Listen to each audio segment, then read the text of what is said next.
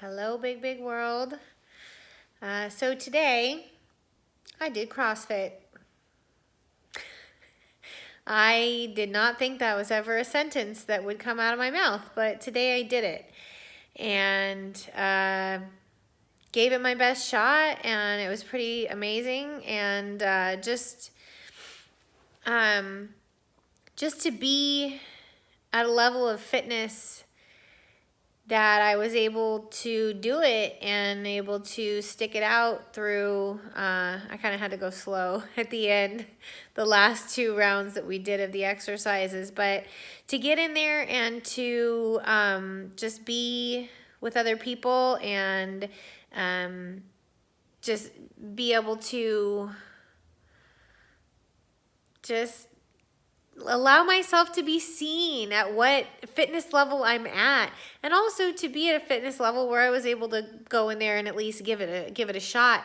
Really have a lot to be grateful for there.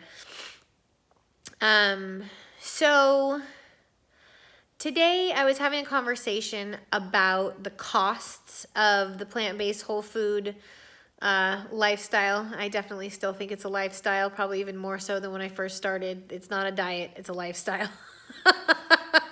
I'm one of those people saying that. So there are some things that are a lot more expensive, and there are some things that are a lot less expensive. So I do the bulk of my grocery shopping in the produce department and in the bulk food section. So I make sure that I buy in bulk brown rice, quinoa, oatmeal. I do the rolled oats as well as the steel cut oats. And garbanzo beans. I eat a lot of garbanzo beans. I make a lot of homemade hummus. And so those things are just stupid cheap, like totally cheap to get those things out of the bulk food section. And I like to have sliced almonds on hand for my oatmeal. I like to switch it up. I do almonds some days and sliced walnuts some days and almonds some days. So, and tofu is cheaper than meat. So those are things that I'm able to save some money on. So where the higher cost comes in for me, this is just my own personal path, where the higher cost comes in for me is when I am buying foods that are already prepared. So when I haven't planned ahead and I'm out in the world and I need to go to Whole Foods or to the food co-op, they have amazing food. Oh my gosh. I don't know. It tastes amazing to me. Again, anything that I say tastes amazing, don't think that it's going to taste amazing because I just think it tastes amazing. But I had some vegan meatloaf today that was made mostly quinoa. I had some tomato sauce on it. I thought it was amazing. But that stuff's $10 a pound. And so whenever I've not brought food with me and need to go out and buy something to eat, yeah, that's expensive.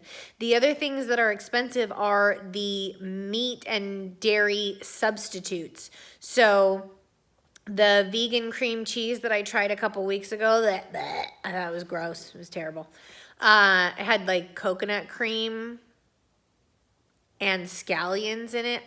Was not for me, but that was like I think it was like $6 or something, so that was really expensive.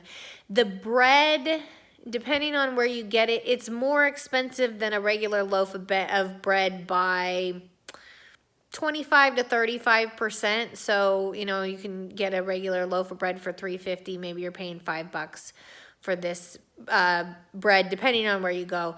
So I think that it helps to support the proportions, because the idea is to have fruits and vegetables be the bulk of what you're eating, and legumes, and then the whole grains and the nuts and seeds, those are all things that are fairly inexpensive if I'm buying them in their whole state. If I'm buying things that are plants mixed up to pretend like they're other food, then that is effing expensive. So just wanted to share that little insight for today. And as always, Let me know what you're interested in. I'm not an expert, but I'll share my experience with you. So thank you. See you.